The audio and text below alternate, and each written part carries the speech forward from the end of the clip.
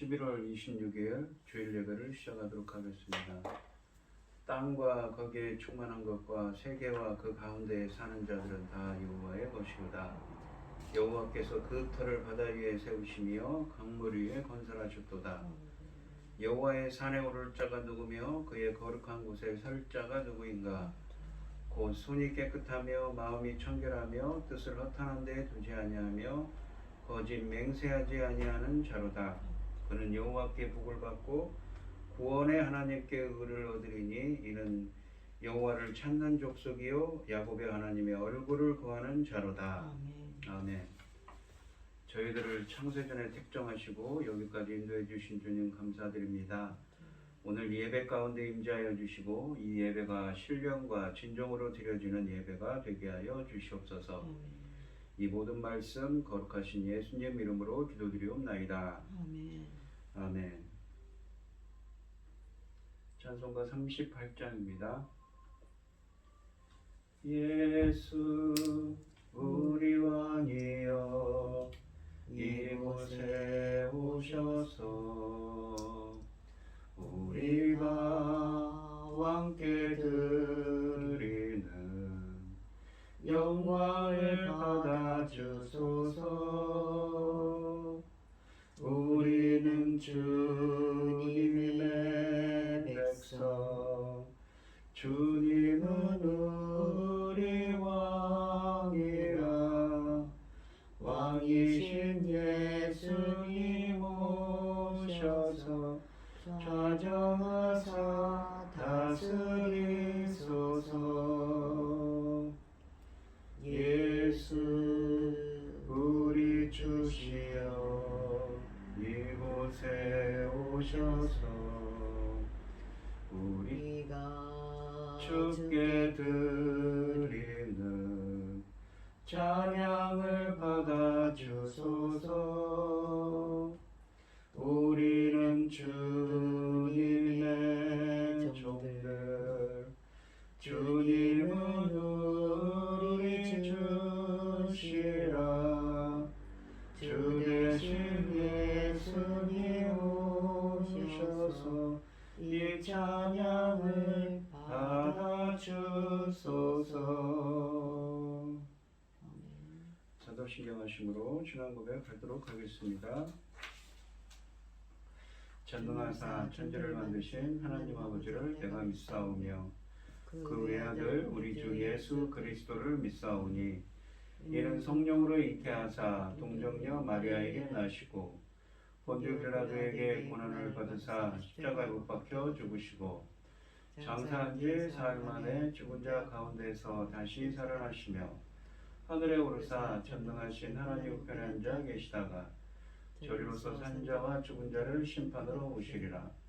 성령을 믿사오며 거룩한 공예와 성도가 서로 교통하는 것과 죄를 사하여 주시는 것과 몸이 다시 사는 것과 영원히 사는 것을 믿사옵나이다.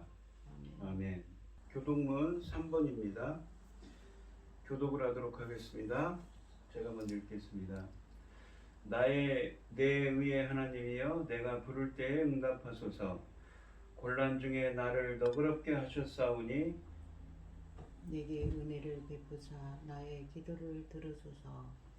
인생들아 어느 때까지 나의 영광을 바꾸어 욕되게 하며 헛된 일을 좋아하고 거짓을 구하려 하는가. 여호와께서 자기를 위하여 경건한 자를 택하신 줄 너희가 알지어다.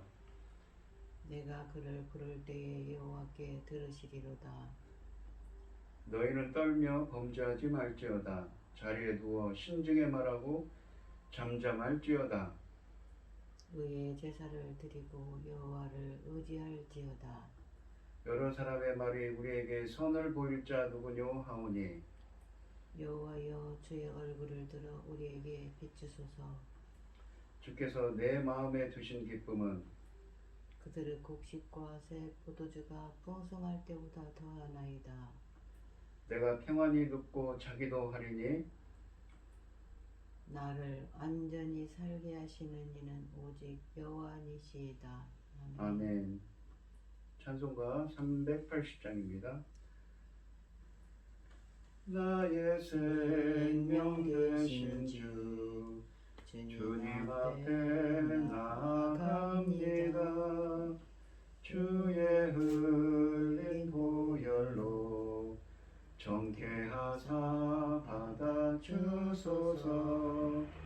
날마다 주를 찬송하겠네. 주의 사랑 줄로서 나를 굳게 잡아 매소서. 괴로운 세상 지날 때 나를 인도하여 주소서. 주를 믿고 나가면 나의 길을 잃지 않겠네. 날마다 주를 찬송하겠네. 주의 사랑 줄로서 나를 굳게 잡아 매소서. 세상 살아갈 때에 주를 더욱 사랑합니다. 밝고 빛난 천국에 나의 영혼 들어가겠네. 날마다 주를 찬송하겠네. 주의 사랑 줄로서 나를 굳게 잡아 매소서. 아멘. 기도하겠습니다. 여호와께 감사하고 그의 이름을 불러 아뢰며 그가 하는 일을 만민 중에 알게 할지어다. 아멘. 그에게 노래하며 그를 찬양하며 그의 모든 기이한 일들을 말할지어다. 아멘. 그의 거룩한 이름을 자랑하라. 여호와를 구하는 자들은 그 마음이 즐거울지로다. 아멘. 주의 영을 보내어 그들을 창조하사 지면을 새롭게 하시나이다. 여호와 영광이 영원히 계속할지며 여호와는 그 자신께 행하시는 일들로 말미암아 즐거워하시리로다. 아멘. 전능하신 전지를 만드신 하나님 아버지, 어리석고 보잘것없는 저희를 자녀 삼으시고 아버지의 사랑 가운데 살아가게 하심을 감사드립니다. 세상은 요란하고 아버지 하나님, 이런 시대에도 아버지 하나님 전쟁을 일으키고 있습니다. 전능하신 하나님 아버지, 있을 수 없는 일들을 이곳저곳에서 일으키고 사람들은 이 환란 가운데에서 어찌할 바를 모르고 있습니다. 그럼에도 불구하고 저희에게 이 하나님께 예배드릴 수 있는 이 시간을 허락하심을 감사드립니다. 전능하신 하나님 아버지, 지금은 중대한 하나님께서 열매 거둘 새 시대를 열고 계십니다. 이 열매 거둘 새 시대에 당신의 사랑하는 종 열매 거둘 참으로 귀한 말씀을 들고 강단에 서게 하심을 감사드립니다. 전능하신 하나님 아버지, 열매 거둘 이 천금 같은 말씀으로 말미암아 아버지께서 기뻐 받으실 열매들이 넉넉히 나올 수 있도록 도와주시옵소서. 전능하신 하나님 아버지, 저희는 어리석고 보잘것없지만 아버지 하나님을 기뻐하신 자 되기를 원하오니 아버지 그 길을 벗어나지 않도록 도와주시고 아버지 하나님께서 저희들에게 맡겨주신 이 천금 같은 열매 거둘 사명을 잘 감당하고 아버지 앞에 갈 수 있도록 도와주시옵기를 간절히 원하옵고 예수 그리스도 이름으로 기도드리옵나이다. 아멘. 오늘 함께 하실 하나님의 말씀은 마태복음 25장 1절로 13절 말씀입니다. 교독을 하도록 하겠습니다. 그때 천국은 마치 등을 들고 신랑을 맞으러 나간 열처녀와 같다 하리니 그 중에 5은 미련하고 5은 슬기 있는 자라. 미련한 자들은 등을 가지되 기름을 가지지 아니하고 슬기 있는 자들은 그릇에 기름을 담아 등과 함께 가져갔더니 신랑이 더디움으로 다 졸며 잘세. 밤중에 소리가 나되 보라 신랑이로다 맞으러 나오라 하매 이에 그 처녀들이 다 일어나 등을 준비할세. 미련한 자들이 슬기에 있는 자들에게 이르되 우리가 등불이 꺼져가니 너희 기름 좀 나누어 달라 하거늘. 슬기에 있는 자들이 대답하여 이르되 우리와 너희가 쓰기에 다 부족할까 하노니 차라리 파는 자들에게 가서 너희 쓸 것을 사라 하니. 그들이 살아간 사이에 신랑이 오므로 준비하였던 자들은 함께 혼인잔치에 들어가고 문이 닫힌지라. 그 후에 남은 처녀들이 와서 이르되 주여 주여 우리에게 열어 주소서. 대답하여 이르되 진실로 너희에게 이르노니 내가 너희를 알지 못하노라 하였느니라. 그런즉 깨어 있으라 너희는 그날과 그때를 알지 못하느니라. 아멘. 아멘. 이제 오늘 함께 하실 하나님의 말씀을 오늘 함께 하실 하나님의 말씀은 열 처녀의 비유입니다. 이 본문에서 천국은 마치 신랑을 맞이하는 열 처녀와 같다고 하십니다. 그런데 신랑이 늦게 오므로 다 졸았습니다. 한밤중에 신랑이 오자 슬기로운 다섯 처녀는 잘 준비하여 등을 켰는데 미련한 다섯 처녀는 기름이 모자라 기름을 사러 갔습니다. 그때 신랑이 왔고 잔치집 문이 닫혔습니다. 문을 열어달라고 했지만 열어주지 않으셨습니다. 예수님은 이 비유를 통해 항상 깨어있으라 준비하고 있으라고 권면하고 계십니다. 1절 말씀을 보시면 그때 천국은 마치 등을 들고 신랑을 맞으러 나간 열 처녀와 같다 하니 라고 되어 있습니다. 혼인잔치에 신랑의 신부를 데려올 때 이 10명의 처녀들이 신랑을 맞이하기 위해 남아 있습니다. 성경은 주님과 하나님 나라의 백성의 하나님의 백성의 언약 관계를 결혼 관계로 표현합니다. 하나님과 이스라엘의 관계가 종종 혼인에 비유되고 예수께서 하나님 나라를 혼인녀에 비유한 일은 유명합니다. 대표적인 게 요한계시록 19장에 보시면 어린 양의 혼인잔치에 밝게 빛나는 흰옷을 입은 사람들이 나옵니다. 특히 신약에 있어서는 예수 그리스도는 신랑이고 교회는 신부로 말해지고 있습니다. 에베소서 5장 22절로 32절 말씀이 대표적이지요. 하나님과 성도의 관계는 신비로운 연합으로 표현됩니다. 남편과 아내가 결혼이라는 언약을 통해 둘이 한 몸이 되는 것처럼 하나님과 교회, 즉 그리스도와 성도의 관계는 구원의 언약을 통해 연합된 상태로 성경에서 표현됩니다. 1절을 말씀해 보시면 그때라는 단어는 이 비유가 앞단락인 마태복음 24장의 재림에 대한 예수님의 말씀과 같은 배경을 갖고 있다는 사실을 상기시킵니다. 시작하는 문구에는 7장 24절과 26절과 마찬가지로 미래 시제가 사용됩니다. 뭐뭐가 같다 하리니 이것은 이 비유가 종말론적인 상황에 적용되기 때문입니다.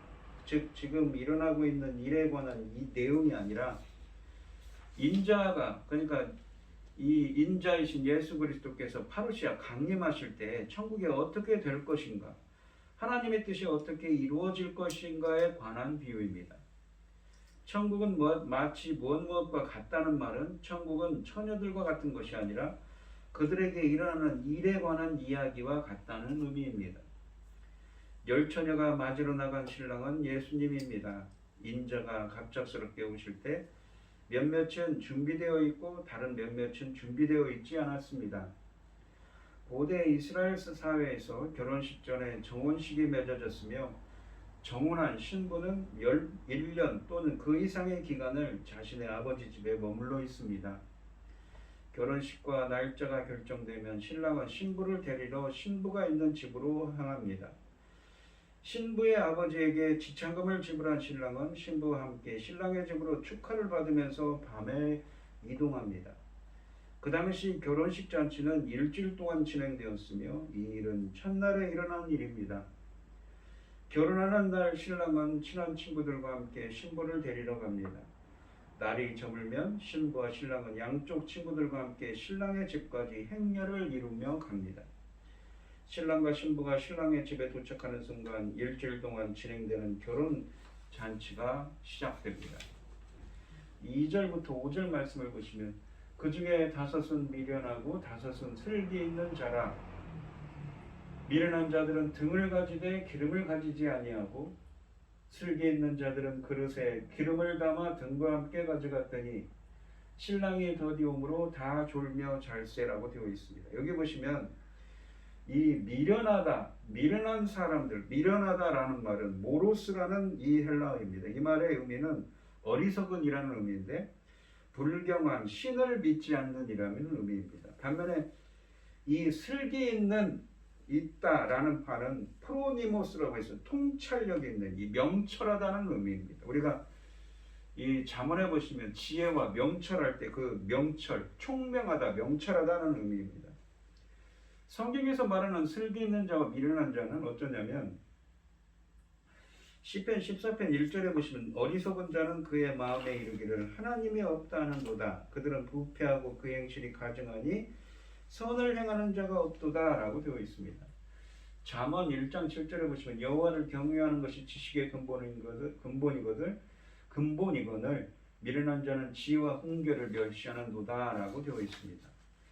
성경에서 말하는 어리석은 자는 단순하거나 정신적으로 부족한 사람을 뜻하는 말이 아닙니다.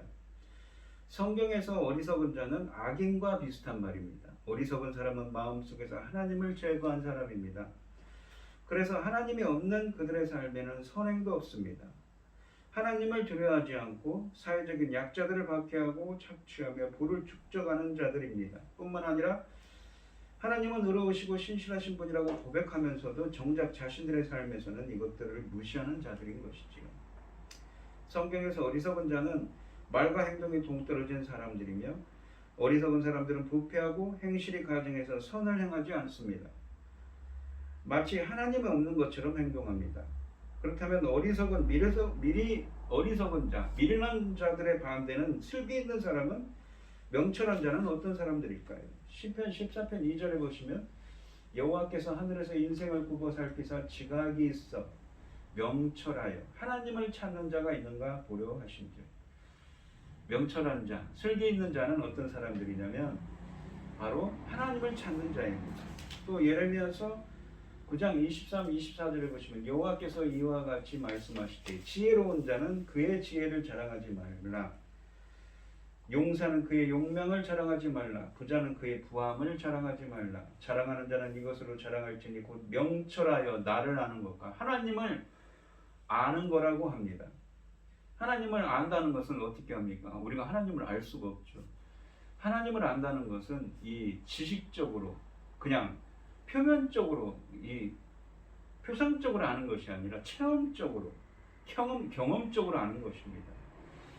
나 여호와는 사랑과 정의와 공의를, 사랑이라는 말은 여기서 헤세드입니다. 언약에 기반한 신실한 사랑을 베푸시는, 언약적 충성을 베푸시는 분이라는, 언약에 신실한 분이라는 거죠. 사랑과 정의와 공의를 땅에 행하는 자인 줄 깨닫는 것이라. 나는 이 일을 기뻐하노라. 여호와의 말씀입니다. 성경에서 말하는 슬기로운 사람은 어떤 사람입니까? 바로 하나님을 찾는 자고, 그 성경에서 말하는 이 명철하여 하나님을 아는 것, 체험적으로 주님을 알고 하나님께서는 헤세드 언약에 기반한 신실하신 분이고 정의와 공의를 땅에 행하는 자인 줄 아는 것이 바로 명철하고 지혜로운 자라는 의미입니다. 이러한 사람이 슬기 있는 사람, 명철한 사람입니다. 하나님을 찾는 것은 하나님의 뜻을 찾고 하나님의 구원과 은혜를 구하는 겸손한 자이지요. 주님은 이런 겸손한 자에게 은혜를 베풀어 주십니다. 하나님을 알 수 있는 것은 이 계시받은 자들로서 하나님을 체험적으로 아는 자들로서 체험적으로 경험적으로 아는 것입니다. 하나님을 찾는 이 겸손한 자에게 계시하시고 주님을 알게 하십니다.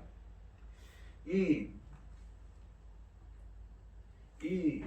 신부가 신랑을 맞아들이라며 보낸 10친구 중 5은 미련하고 5은 슬기로운 자였다고 2절에 말씀하십니다.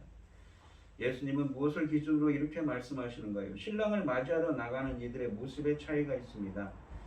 미련한 자들은 등만 가지고 나갔습니다. 기름은 따로 챙기지 않았다고 3절에 말씀하십니다. 등은 5장 15절의 등불과 다르며 막대 끝에 기름을 적신 천을 둘러 만든 횃불이라고 헬라어로는 그렇게 그런 횃불이라고 표현합니다. 이들의 횃불이 당장은 길을 밝히겠지만 적신기름이 다 타면 끝입니다. 당시 횃불은 한 번 적시면 15분에서 20분 정도 탔습니다. 그러므로 이들은 신랑이 당장 온다면 별 문제가 없겠지만 늦어지면 불을 밝힐 수 없습니다. 슬기 있는 자들은 횃불을 가지고 가면서 기름도 챙겼다고 4절에 말씀하십니다. 혹시 신랑이 늦을 상황에 대비한 것이지요. 그러므로 이 처녀들의 미련함과 슬기로움의 차이는 늦게 올 수 있는 신랑을 맞이할 대비를 얼마나 철저하게 했느냐는 것이지요. 미련한 처녀들은 신랑이 곧 올 것으로 예측해 횃불에 묻은 기름으로 충분하리라 생각했습니다. 반면에 슬기로운 처녀들은 만일의 사태, 곧 신랑이 늦게 오는 상황에 대비해 기름을 챙겨두었던 것입니다. 3절과 4절에서 어리석은 다섯 처녀들은 등불을 위한 기름을 추가적으로 준비하지 않았고 현명한 슬기로운 자들은 준비했습니다. 지혜로운 처녀들만 미련한 처녀들의 차이는 신랑이 늦게 올 수 있음을 대비해서 여분의 기름을 충분히 준비한 여부에 있는 것입니다. 즉 준비를 했는지 여부로 어리석은 자와 슬기 있는 처녀가 가려지고 있습니다. 즉 이 부위에서 하나님을 겸손히 찾아서 하나님의 은혜로 주님의 계시로 주님을 알게 된 사람이 준비를 잘한 슬기로운 처녀입니다. 모든 처녀들이 기다리다 지쳐서 골아떨어진 모습은 신랑이 도착할 시간이 예상보다 늦게 오는 현상을 보여줍니다.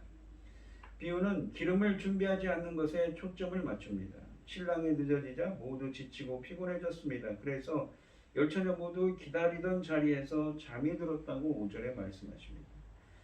그들의 횃불도 꺼져가고 있었습니다. 피곤해서 졸거나 자는 것이 나쁜 일은 아닙니다. 그러므로 잠든 것에 대한 비난은 없습니다. 이러한 지연은 필연적이며 우리는 늘 깨어 있을 수도 없습니다. 결정적인 차이는 미리 준비가 되어 있느냐 안 되어 있느냐라는 것이며 그것이 마지막 짧은 순간에 준비하기에는 너무 늦을 것이라는 것입니다. 그러니까 어떤 준비를 해야 됩니까? 슬기로운 자들처럼 하나님을 찾고 하나님을 알고 하나님은 사랑과 그러니까 언약에 기반한 신실하심 그 헤세드 신실하신 사랑을 베푸시는 사랑과 정의와 공의를 행하신 분이라는 걸 아는 것이 바로 슬기로운 자입니다. 이렇게 준비된 자들이 되어야 한다는 것이지요. 6절과 7절에 보시면 밤중에 소리가 나되 보라 신랑이로다 맞으러 나오라 하매 이에 처녀들이 다 일어나 등을 준비할세라고 되어 있습니다. 이 비유는 파루시아의 때 주님이 오시는 강림의 때는 알 수 없으며 그 시기가 사람들이 생각하는 것만큼 빠르지 않을 것이라는 사실 및 이 파루시아는 주님의 강림을 뜻하는 말입니다. 파루시아는 사람들이 가장 방심할 때 갑작스럽게 예기치 않게 임할 것이라는 사실을 우리에게 보여줍니다. 처녀들은 오랫동안 기다리다가 다 졸며 잤습니다. 그들이 잠을 잔 것을 정죄해서는 안 됩니다. 지혜로운 처녀와 어리석은 처녀 모두 다 졸았기 때문이지요. 잠은 단순히 그들의 신랑을 기다린 시간이 오래되었음을 설명하기 위한 것일 뿐입니다. 예수께서 이미 여러 번 암시하신 대로 예수님의 재림이 지체될 것입니다. 마침내 한밤중에 신랑이 도착했습니다. 모두가 일어나 행렬을 기대하며 등을 준비했습니다. 횃불은 보통 천의 기름을 적셔서 만들었습니다. 8절을 말씀해 보시면 미련한 자들이 슬기 있는 자들에게 이르되 우리 등불이 꺼져가니 너희 기름을 좀 나눠달라 하거늘 미련한 처녀들은 자신들의 등에 기름이 없음을 알게 됩니다. 우리 등불이 꺼져가니라는 말로 보아 조금밖에 준비되지 않았음을 알 수 있습니다. 충분한 기름 없이는 결혼식 행렬이 시작되기도 전에 횃불이 완전히 꺼질 지경입니다. 그래서 그들은 슬기 있는 처녀들에게 기름을 달라고 했습니다. 9절에 보시면 슬기 있는 자들이 대답하여 이르되 우리와 너희가 쓰기에 다 부족할까 하노니 차라리 파는 자들에게 가서 너희 쓸 것을 사라 하니 10절에 보시면 그들이 살아간 사이에 신랑의 몸으로 준비하여 있던 자들은 함께 혼인잔치에 들어가고 문은 닫힌지라 라고 되어 있습니다. 신랑이 도착했을 때 즉 인자의 재림이 왔을 때 예비한 자들, 준비한 자들은 신랑과 함께 혼인잔치에 들어갑니다. 혼인잔치는 22장 1절로 14절에서와 같이 똑같은 메시아의 종말론적인 혼인잔치를 가리킵니다. 한밤중에 기름을 사는 일은 쉽지 않았을 것입니다. 잠자는 상인을 깨워 기름을 사야 했기 때문에 시간이 많이 걸리는 일입니다. 문이 닫혀버렸다는 표현은 너무 늦어서 구원받은 자와 버림받은 자들이 분리를 변경시킬 수 없는 시간을 지적합니다. 이 점이 다음 두 절에서 분명히 드러나고 있습니다. 예수님은 준비성을 강조하시기 위해 주인이 문을 열어주지 않았다는 사실을 의도적으로 말씀하십니다. 예수님이 재림하신 후에는 구원의 기회가 사라져버립니다. 미리 준비한다는 것을 알 수가 있는 것이지요. 인자의 오심을 목격하지만 이들 모두가 혼인잔치에 참여하는 것은 아닙니다. 두 번째 기회는 없는 것이지요. 이 비유는 기회가 항상 있는 것이 아니라는 점을 강조하기 위해 문을 닫았다고 합니다. 11절과 12절에 보시면 그 후에 남은 처녀들이 와서 이르되 주여 주여 우리에게 열어주소서. 대답하여 이르되 진실로 너희에게 이르노니 내가 너희를 알지 못하노라 하였느니라. 이 주님께서 누군가를 안다는 표현을 씁니다. 문을 열어달라고 하는데 안다는 표현을 씁니다. 여호와께서 누군가를 안다는 것은 무엇입니까? 알지 못한다는 것은 무엇입니까? 바로 그 사람을 선택했다. 언약을 맺었다는 것입니다. 그러니까 아까도 표현을 쓰죠. 언약이라는 표현을 쓰는데 이 열처녀가 있는데 이 혼인잔치는 무엇을 뜻한다고요? 종말론적인 혼인잔치입니다. 하나님과 언약 백성의 사이를 성경은 결혼 관계로 표현하는 것이지요. 표현한다고 했습니다. 그러니까 하나님이 선택하고 하나님의 언약 백성이 아니기 때문에 그 사람들에게는 무엇입니까? 문을 열어주지 미련한 그 기름을 준비하지 않은 준비가 안 된 열처녀들에게 다섯 처녀들에게 문을 열어주지 않았다는 것입니다. 이 뒤늦게 기름을 사러 갔던 미련한 처녀들이 와서 문을 열어달라고 했지만 신랑은 그들을 모른다며 문을 열어주지 않았습니다. 그들이 문을 열어달라고 달라며 신랑을 주여 주여 하고 부르는 것과 신랑이 문을 열어주기를 거부하면 나는 너희를 알지 못하노라 한 것은 마태복음 7장 21절로 23절 말씀을 연상시킵니다.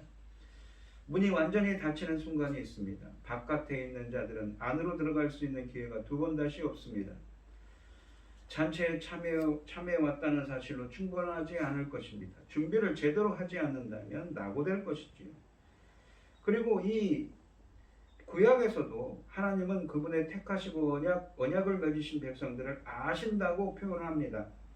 그러므로 여기서 알지 못한다는 말씀은 미련한 자들이 택함을 받은 언약 백성들이 아니라는 것이지. 그래서 그 종말론적인 혼인잔치에 참여할 수가 없다는 것입니다. 그리고 그 준비된 자들이 누구입니까? 바로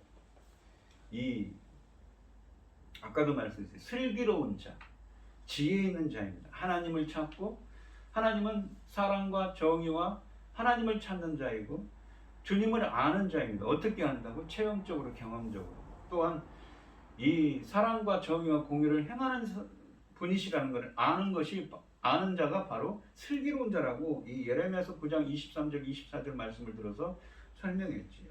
그렇게 준비된 언약 백성들만이 천국 혼인잔치에 들어간다는 말씀입니다. 13절로 보시면 그런즉 깨어있으라 너희는 그날과 그때를 알지 못하노라. 그러므로 이르시기를 잠자는 깨어있으라 라고 하십니다. 이 준비를 하고 있으라고 했습니다. 우리가 성경을 보시면 또한 이 본문은 기름을 준비하라고 하죠. 비유적으로 기름을 준비하라고 했습니다. 기름이라는 것은 성경에 보시면 이 성령으로 표현하곤 합니다. 이 구약 성경에서도 많이 나오죠. 에베소서 5장 14절에 보시면 그러므로 이르시기를 잠자는 자에 깨어서 죽은 자들 가운데서 일어나라 그리스도께서 너에게 비추시리라 하셨느니라 라고 되어 있습니다. 잠자는 자여 깨어서 죽은 자들, 영적으로 죽은 자들 가운데서 일어나라 에게이로 너에게 빛을 비춰주실 거라고 합니다. 이 데살로니가 전서 4장 14절 16절에 보시면 우리가 예수께서 죽으셨다가 다시 살아나심을 믿을진데 이와 같이 예수 안에서 자는 자들도 잠잔다는 표현을 합니다. 하나님이 그와 함께 데리러 오시리라. 잠잔다는 것, 성경에서 잠잔다는 것은 어떤 것입니까? 바로 영적으로 죽어 있다거나 그 사람이 죽은 사람들을 말합니다. 여기서는 죽었다는 것은 우리가 그 생명이 끊어져서 호흡이 끊어서 죽었다는 표현도 쓰지만 여기 이 성경에서 말하는 죽었다는 잠잔다는 것은 영적으로 죽어 있다는 것입니다. 영원한 생명을 얻지 못한 거죠. 우리가 주의 말씀으로 너희에게 이것을 말하노니 주께서 강림하실 때까지 우리 살아남은 자도 자는 자보다 결코 앞서지 못하리라. 주께서 후렴과 천사장의 소리와 하나님의 나팔 소리로 친히 하늘로부터 강림하시리니 그리스도 안에서 죽은 자들이, 이 죽은 자들은 네크로스입니다. 죽은 자들, 영적으로 죽은 자들이 먼저 일어나고 라고 되어 있습니다. 데살로니가전서 또한 5장 1절 50절에 보면 형제들아 때와 시기에 관하여 너희에게 쓸 것이 없으면 주의 날이 밤에 도둑같이 이를 줄을 너희 자신이 자세히 알기 때문이라.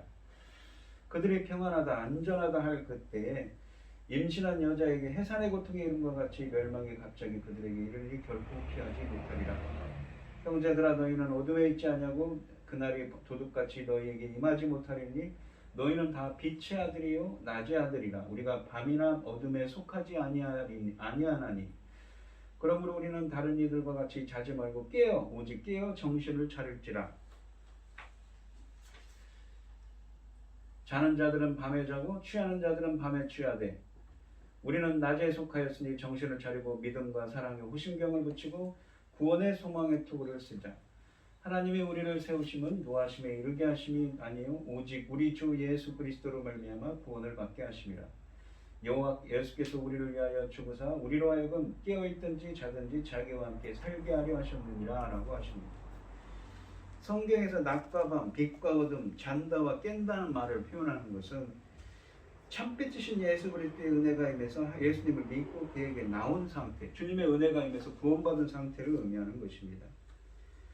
그래서 이 물과 성령으로 거듭난다라는 표현은 성령 세례를 의미하기도 합니다. 이 본문만 요한복음 3장에 나와 있죠. 본문에서도 이 기름은 이 성경에서 종종 기름은 성경 이사야서 61장 1절로 3절, 요한일서 2장 20절 27절을 에서 보시면 기름을 성령으로 성경에서 표현합니다. 그러니까 이 다섯 처녀는 슬기는 다섯 처녀는 기름을 준비했다고 표현을 합니다. 성령 세례를 통해서 또한 무엇입니까? 주님의 성령 세례를 통해서 준비된 자라는 것이죠. 슬기로운 명철한 자가 바로 준비된 자이지요. 준비된 자는 그럼 어떻습니까? 바로 성경에서는 이 슬기로운 다섯 처녀는 준비된 자인데 어떤 사람들입니까? 바로 성경에서 말하는 슬기 있다는 것은 주님을 찾고 주님을 알고 체험적으로 알고 주님이 아는 사람들입니다. 주님이 아는 사람들, 주님의 언약 백성들이고 또한 기름이 준비되어 있어요. 성령 세례를 받은 언약 백성들입니다. 예수님의 말씀은 이 이야기의 교훈을 강조합니다. 신랑이 언제 올지 알 수 없기 때문에 늘 깨어 있어야 한다고 하십니다. 문제는 신랑이 마침내 도착했을 때 미련한 처녀들이 준비되지 않았다는 것이지요. 이 비유의 결론이 25장 13절에서 언급한 것처럼 준비가 이 비유의 핵심입니다. 신랑이 오는 것을 본다고 해서 모두 혼인잔치까지 가는 것이 아니라는 것이죠. 어떤 준비를 해야 됩니까? 슬기로운 다섯 처녀처럼 주님을 찾고 주님을 체험적으로 경험하고 주님은 사랑과 정의와 공의를 행하는 자인 걸 알고 또한 기름을 준비한다고 했죠. 주님의 예수 그리스도의 성령 세례를 통해서 새로운 창조의 은혜가 임해야 돼요. 구원의 은혜가 임해야 되고 예수 그리스도로부터 이 무엇입니까? 성령 세례를 받지 않으면 어떻습니까? 구원을 얻지 못합니다. 그렇게 구원을 받은 언약 백성들만 주님이 안다는 표현을 너희를 도무지 알지 못한다고 하죠. 어리석은 다섯 처녀. 주님이 안다는 것은 주님의 선택을 받은 언약 백성들만이 천국에 들어갈 수 있게 된다는 것입니다. 우리 성도님들도 겸손히 주님을 찾는 사람들이 되시고 주님을 알고 또한 주님이 아는 주님을 알고 주님의 은혜가 임해서 성령 세례를 받은 언약 백성들이 되셔서 여러분들도 슬기 있는 이 명철한 다섯 처녀들처럼 천국문에 들어가는 은혜가 함께 하시기를 주님의 이름으로 축원드리겠습니다. 기도하겠습니다. 하나님 아버지 감사합니다. 오늘도 주님의 말씀을 주셨습니다. 슬기 있는 다섯 처녀, 바로 하나님의 하나님을 찾고 하나님의 은혜를 구하는 겸손한 자들입니다. 저희들도 설교에 있는 5 자녀들처럼 겸손히 주님을 찾을 때 주님을 체험적으로 알게 하시고 성령 세례를 통하여서 언약 백성이 되게 하여 주시옵시며 저희들도 천국문에 들어갈 수 있도록 역사하여 주시옵소서. 준비된 자가 되게 하여 주시옵소서. 이 모든 말씀 거룩하신 예수님 이름으로 기도합니다. 아멘. 찬송가 391장입니다. 오 놀라운 구세주 예수 내 주 참 능력의 주시로다. 큰 바위니 단전한 그곳으로 내 영혼을 숨기시네. 메마른 땅을 종일 걸어가도 나 피곤치 아니하며 저 위험한 곳 내가 이를 때면 큰 바위에 숨기시고 주 손으로 덮으시네. 오 놀라운 구세주 예수 내 주 내 모든 짐 벗기시네. 죄악에서 날 끌어 올리시며 또 나에게 힘 주시네. 메마른 땅을 종일 걸어가도 나 피곤치 아니하며 저 위험한 곳 내가 이를 때면 큰 바위에 숨기시고 주 손으로 덮으시네. 증량 못할 은혜로 채우시며 늘 성령에 감아주사 큰 기쁨 중 주님을 찬양토록 내 믿음을 도우시네. 메마른 땅을 종일 걸어가도 나 피곤치 아니하며 저 위험한 곳 내가 이를 때면 큰 바위에 숨기시고 주 손으로 덮으시네. 주 예수님 공중에 임하실 때 나 일어나 맞이하리. 그 구원의 은총을 노래하리. 저 천군과 천사 함께 메마른 땅을 종일 걸어가도 나 피곤치 아니하며 저 위험한 곳 내가 이를 때면 큰 바위에 숨기시고 주 손으로 덮으시네. 기도하겠습니다. 우리에게 모든 것을 주신 하나님 감사드립니다.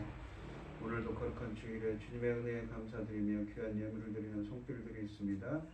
드려지는 손길마다 주님께서 기억해 주시고 이 간과 기도에 귀 기울여 주시고 응답해 주셔서 주님의 기뻐하시는 뜻을 행하는 슬기로운 5 처녀가 될 수 있도록 저희들을 인도하여 주시옵소서. 기뻐받아 흠양하여 주실 줄 믿사오며 이 모든 말씀 거룩하신 예수님 이름으로 기도드리옵나이다. 아멘. 찬송가 5장을 하시고 축도하심으로 오늘 예배를 마치도록 하겠습니다. 이 천지가 만물들아 복 주시는 주 여호와 전능성부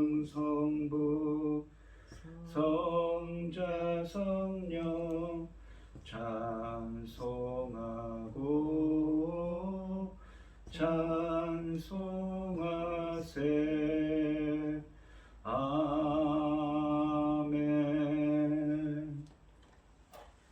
이제는 주 예수 그리스도의 은혜와 아버지 하나님의 극진하신 사랑과 성령의 교통하심이 슬기로운 다섯 처녀가 되기를 소원하는 성도들 머리머리 위에 이제로부터 영원히 함께 있을지어다.